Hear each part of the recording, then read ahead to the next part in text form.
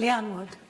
Diolch Llywydd. I too have been supporting the lecturers who've been left with no alternative other than to strike in defence of their pensions, and I too spoke in one of their rallies.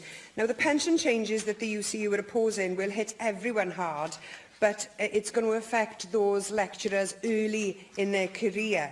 And it's also going to have an impact on part-time contracts and those on insecure contracts more than anyone else. And this will inevitably lead to intergenerational and gender inequalities among university staff, and that is unacceptable. Will you condemn the changes to a pension scheme which could leave university staff in retirement in poverty?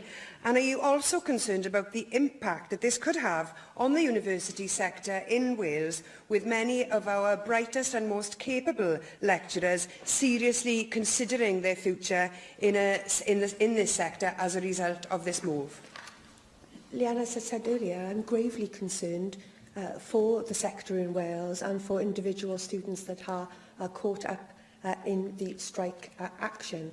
I understand why the UCU have felt that they have no other option but to withdraw their labour, given the changes proposed to pensions for their members. And I have met regularly and corresponded regularly with the UCU, listening to their concerns and offering to provide assistance wherever we possibly can.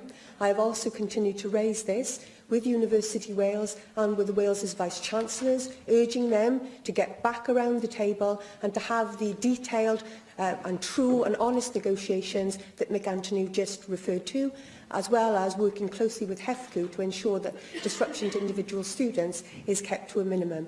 It is clear to me that the decision to go back to talks supervised and organised by ACAS is a step forward, but we need to do more to ensure that a suitable outcome can be found for those individuals that find themselves caught up in this way.